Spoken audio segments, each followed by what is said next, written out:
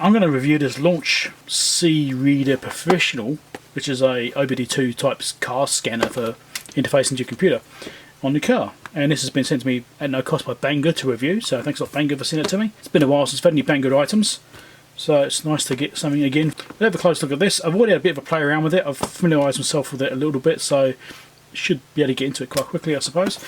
Check out the links down below, go in there, and you'll see what the price is, because I don't remember what it is. But it was very cheap compared to the one which I did actually want. I actually approached Banggood and said I'd like this other unit, which was about 8 times the price of this one. So this is going to be cheaper, but it still did exactly what I wanted, so that is a good thing. Anyway, we'll get into it. I did show this on Mailbag previously. So a nice little carry case with a handle on it. You've got a quick start guide and a basic instruction manual here, all in English. And it's actually quite a nice manual. It's quite well done. I've read some bits of it, not a lot of it, just sort of flick through it a little bit really. It's pretty straightforward really. You don't really need to use a manual. You can just follow the on-screen prompts and use it. It's not that hard. So let's get that out. So we've got that.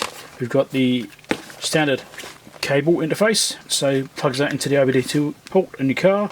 Got a DV connector there which plugs into the top of the interface here. We've also got a charging cable which I've currently got plugged in somewhere else, but that plugs into here. This also charges through this connector, so if you've got it plugged into your car it's all charging anyway, but if you're not using it in the car you can charge it through that port instead. Power button on the top, home button, cursors, OK button, return or back button, and it's quite a nice case on it.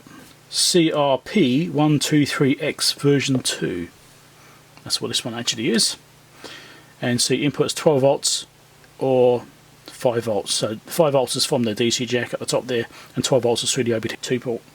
It's a nice case. It's there's a lot of handle effects on here. It does have speakers in it, so it does make a noise under certain circumstances. I think it's a 5-inch screen. Although it's got this big bezel here, the screen's actually that big. It's got a bit off each side, so maybe there's a different version of this which has got a bigger screen. It's entirely possible to use in the same casing for both models. Let's power it up and I'll show you it. So it's just almost booted up now. Now what I might do, because of my lighting being quite bright here, it tends to drown out the screens of anything I'm looking at. This one's actually not looking too bad. I don't know, it might be okay. This seems perfectly fine. The brightness isn't even 100%. This is the cable which plugs in. I thought I'd show you that. Your USB plug with that, so you can plug into a USB port and charge it from anything. I will be showing this in the car as well, so if you want to see this later on in a car, looking through some of the screens and some of the functionality it has, I will be showing you that. I've already recorded that footage, so I can actually see into the future and I know what I'm going to do. But this is what we're going to look at right now. So start with settings now. Because I booted up for the first time already, it's already done a lot of the initial configuration now. When I did the Mailbag video, it was a bit slow and it wasn't very responsive. Just that very first startup was quite glitchy and like you push something it wouldn't register. Since I did the first startup and the initial configuration, it's been fine. It hasn't been like that. So although it looked a bit laggy in the very first time I showed it in the Mailbag, that was just obviously where it's all catching up, being used for the very first time, that sort of stuff. So since then it's been fine. So I go to settings, and this is where you can set some of those things up. Okay, so you can choose units of measure, screen capture, currently turned off. That's the default setting. So if you want to do a screen capture on it, you can do that and start save screens. The mural pattern, you can see those little circles like this on screen. That's purely because of the camera I'm using. It's just the way it comes out. If I make it slightly soft focus, that will disappear. Automatic detection on connect, I've turned that off. By default that's turned on. What that means is when you plug this into the car and you start your car up, it tries to automatically detect what the car is. And that can take a while. It can take like 30 seconds or so. And 2 of the vehicles we've got here that doesn't work on, it doesn't detect them. And a 3rd vehicle it does detect. So it just wastes a lot of time. So I've turned it off. You can still do it manually, you just don't have to do it manually. Display brightness, I've got this turned up fairly high. You can see it quite well on screen then. And you also got sleep options as well for different times before the screen turns off. Maybe the whole unit. Sound options, you can turn the sound on off and you've got different sounds. And volume levels. Which ones you want to control there. Network allows you to connect up to your Wi-Fi network. I'm not going to go into there because it shows my networks, but this is Wi-Fi network settings, not complicated. Time zone settings, lots of settings in here. You can choose which ones you want to choose. Now when you first power this up for the first time, you choose your time zone in there and you choose it from that, and that's what it has, but you can also change it later on if you need to. Language, same deal, that comes up when you first configure it. Obviously I've got it set for English, it does lots of languages in there. Workshop information, I'm not going to go into there because it's got some of my information in it, but you put in your email address, your phone number, your address, that kind of thing in there. And when you do checks, it apparently has the option to email you those checks, so you can email it to yourself remotely from this. So I haven't tried it yet. Recovery mode, so if you need to reset everything, basically goes back to start, you can do that. Clean up, cache has been cleaned up, so it just refreshes the back end stuff. Obviously it's got temporary files it uses, and about the unit, and this is what's in here. Version is this information here, and also in here you can check for updates. Now I've already done updates on this, so it is up to date, so I don't need to do that again. I did that a couple of days ago, so I doubt there's anything extra, not in that time. Okay, so that's the settings menu. So diagnose screen, we go in there first. Now because I don't have this connected to a car, it's a bit less likely to give all the options. So you've got a purchase history as well, purchase options, these are things you can get, and because it's got like the mall on there, it calls it the mall, and you can choose upgrades to this to make things permanent. Like you've got the basic setup on this, which is very limited, you know, very basic functionality. If you want to do basically all the options available for that vehicle, you can buy these upgrades, and there's sort of the prices vary quite a bit depending on what they are.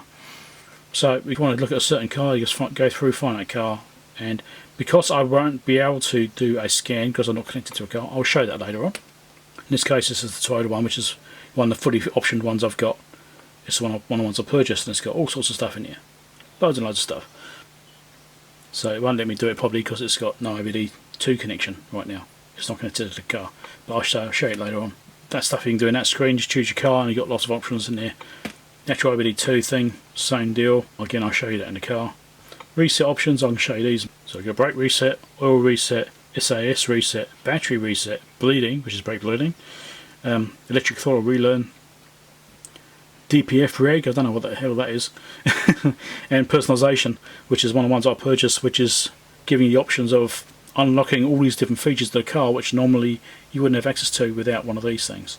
Like in my car, I'll demonstrate later on. So later on I'll show you a whole bunch of options that this feature gave me on my car.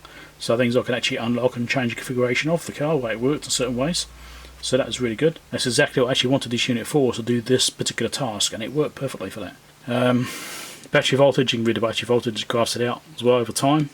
So if you're checking an alternator or whatever, you can do, make sure what's going on here. But some alternators these days are smart alternators, they change depending on loading. So they actually like drop the voltage right down, things like that. So they put less loading on the engine to increase fuel efficiency.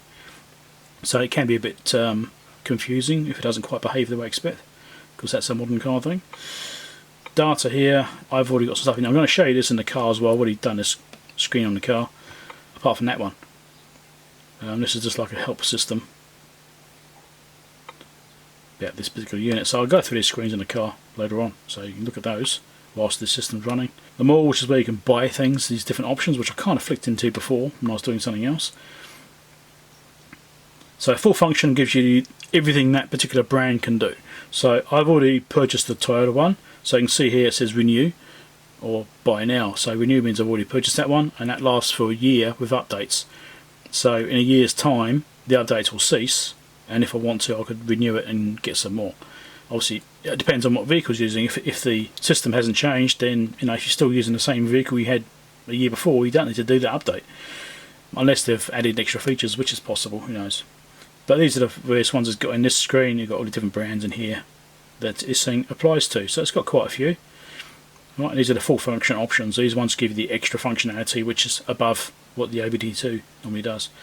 So a passenger vehicle option as well, let's go into there. So this is another bunch of options in here. Again, different vehicles. Quite a range in there. Some ones which I've never seen before. Motorcycles, you can do those too. Different brands of motorcycles, if they've got a compatible port you can use that. And EVs as well, you can do it on these EVs. Notice Tesla's not there. Wonder why. And resets, which is where I've got that personalisation thing. So this is where you can buy upgrades so they do extra functionality. I'm not quite sure yet if this is independent of the full function options, or whether you can just do that one function for every vehicle that you've got installed on here or not. I'm not quite sure if it's like an overlap or not. I don't know. So you've got AC system relearn, initialization, adaptive front lighting, air fuel reset, air level calibration, add blue, whatever that is, clutch matching, code edge, encoder GCU, coolant bleeding, crank position sensor, EGR, engine power balance, FRM, gas particulate filter, gateway module, gearbox relearn, high voltage battery. I'm not sure what that one's about. And maybe that's for EVs. Immobilizer reset injection coding, because sometimes they're coded injections. Intelligent cruise control system. Language change, interesting. Motor angle, NOx. Personalization setting, which is one I've already purchased, although it doesn't show renewed. I've actually purchased that one. Rainfall light sensor, that's one I actually want to get as well later on. Relative compression start stop reset, sunroof reset, seat occupancy calibration, TPMS reset, transport mode, I'm not sure what the story is with that, turbocharger matching, tyre reset, and Windows calibration. So those are the things which it's got in here under the reset functions. That's what's available as upgrades. Well, paid upgrades. You can also do updates. So here you've got various models which are selected by default. I've already done some updates on this thing, so there's a bunch which aren't selected because I've already done them. And these are ones which I currently don't have installed. I uninstalled them because I didn't need them. I actually deleted them out. But you've got updates as well for the system software in here as well as part of that. ABS bleeding, all these other functions, brake reset, different brands, OBD2 updates.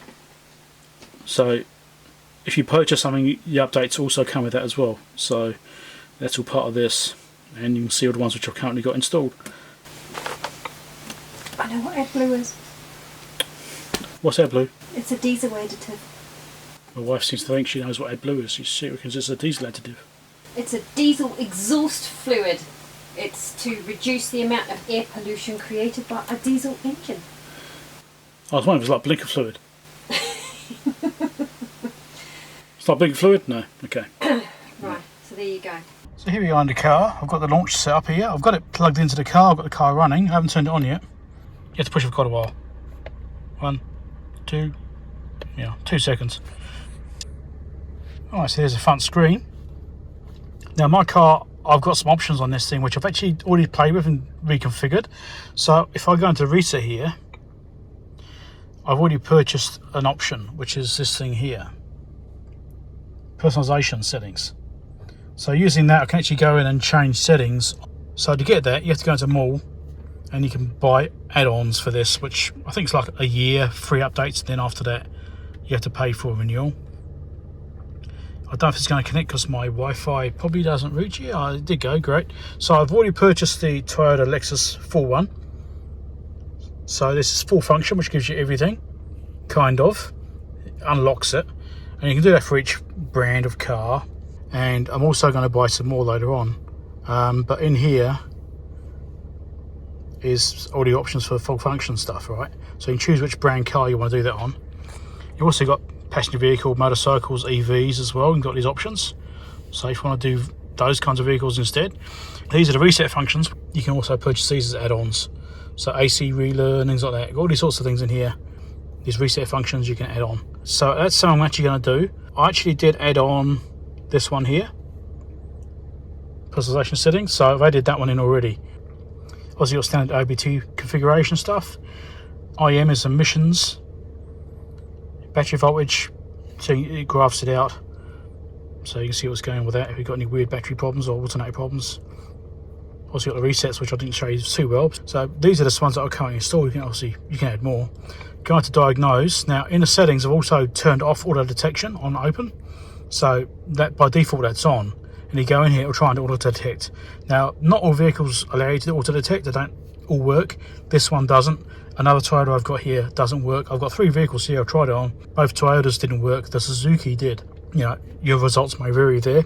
But if I go down, just choose Toyota from here. And this is the one I've got. Because I've got the fully featured one, it will come up as well with extra options, things like that. So what comes with it is the basic options, but you can add on that full feature one and get everything on it as well. So if I go to that one there, it'll be detecting. It'll take a minute. In my case, it's an Orion or Camry or ES350. That's what it's detected here. So mine's actually an Orion, and it's this year here. And I don't have memory seats. And it tells me the information about the vehicle here, right? So 231,000 K, for example, that sort of stuff. Gives you some warnings. And it will scan. Now it will scan, and this is what takes about a minute or so, getting all the modules that are installed. So while waiting for it to boot, I'll show you some of the things I've done. Like on this car, you can configure the AC, what it does. So I'll turn it off for now. So if I go to front windscreen, it turns on the AC. That's a configurable option. So you can actually have it so it does that or not. Same thing when it turns off, you choose what to do, or maybe rear, I don't know, but do so. But you go to different modes. You can also, if you go to front defrost, you can choose to ramp up the fans or not. I've chosen not to because it actually annoys me when I do ramp up, so I've turned that off. And that's just one example. Also, I control the lights, what I do under lighting conditions, because they're automatic lights, so they'll turn on at certain dusk settings or what have you. Also different delays. If you go underneath a bridge or something, it will stop them coming on too soon, flicking on, going back off again as you go underneath a bridge. We'll slowly get in there. You should get there pretty quickly now, actually. That's 50%. There we go. So your service functions, customized settings. So we'll look at the service functions first, customized settings, stuff I was talking about just now. This is what will also take a while. So here's the service functions in this one right now. I'm just going in slightly more. So you can get mobilizer and key programming. You can do that if you want. You can program keys, program transponders. In this particular car anyway. Adaptive gearbox, you can do all this sort of stuff on here too, these setting changes, and configure that. Air conditioning, relearning and sitting, do the servo motor initialization. Steering angle sensor reset, you can do that too. Obviously this is in addition to all the normal resets you got on the other page, which is like all reset and things like that. So these are just extra ones. So going to customize settings. Actually, let's go health report first. Let's look at this. This might take a little while. We'll do a little scan through, check for any faults, any codes come up. Air conditioning, fault code 3. Oh, interesting. What that was about.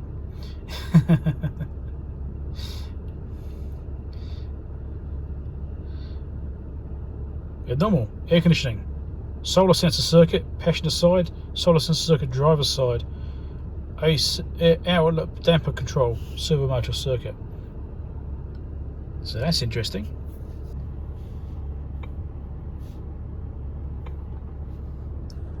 The interesting thing is I did this scan a couple of days ago, I had no faults. Now I've had issues with dampers on this thing before, and I've actually replaced one of them. So let's have a look again. State is a historical one. Okay, so that's fine. We'll clear the faults.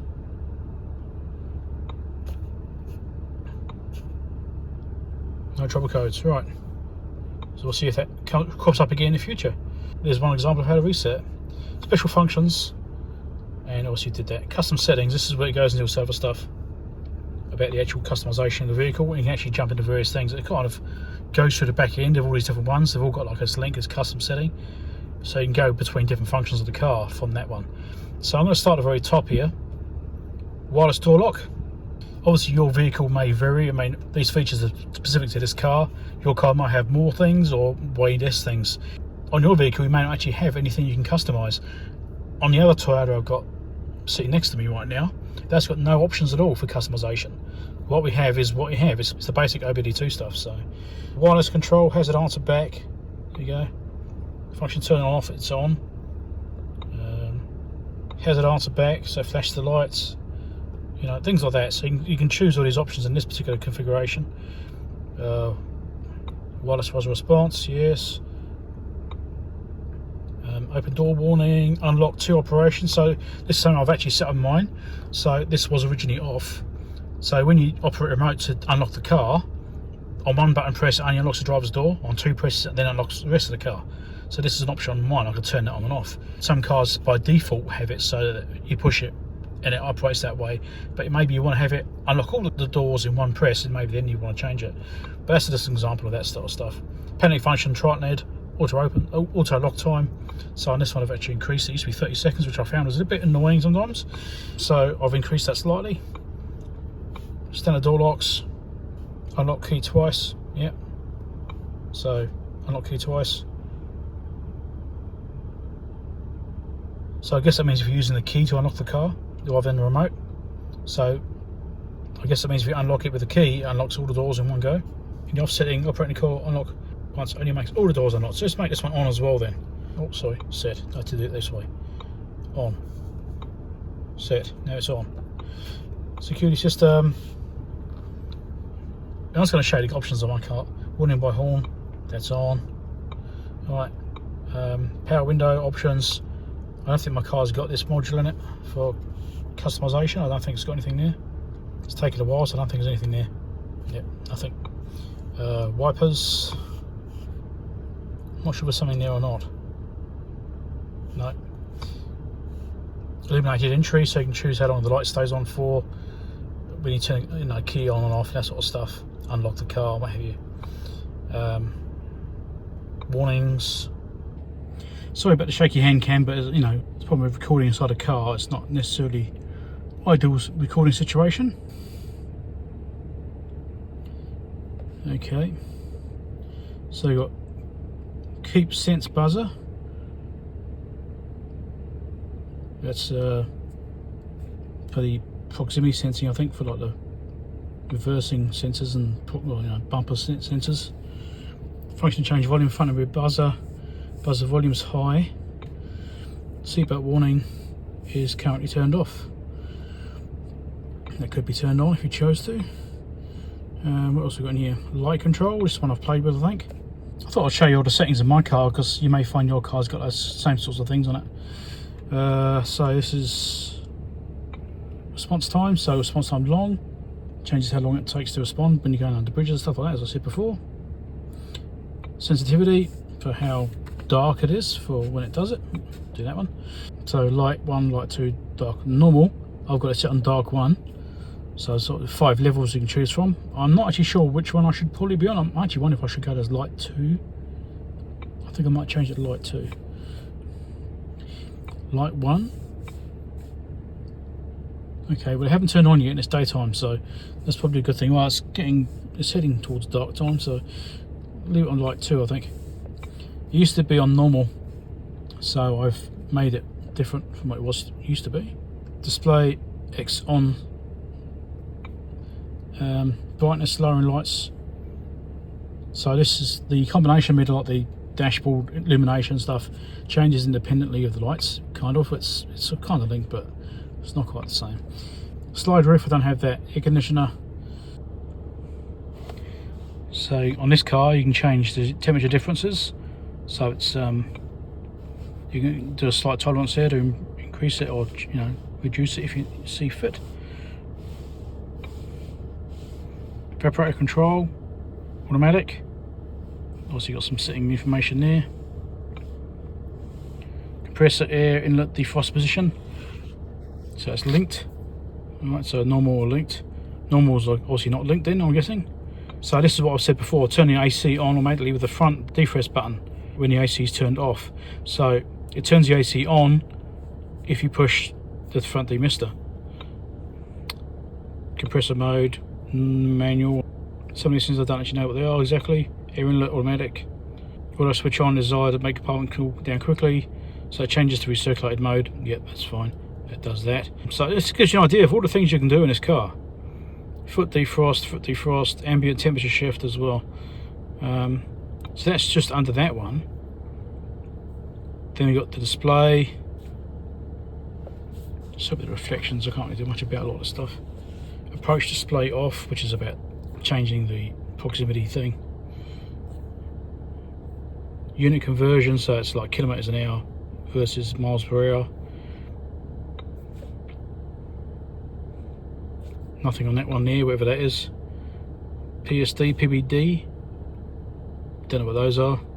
May not even be there, but looks of it. No. Seat. Nothing there either. And then you've got others, which I think's got nothing under it either. I'm not sure. I don't remember. No.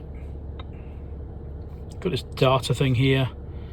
So your DTC library tells you about what codes are, so you know what the code is, you can put it in there. It tells you what the code was, what it's for. DLC information, so where to find it, which is the connector to connect it into the car.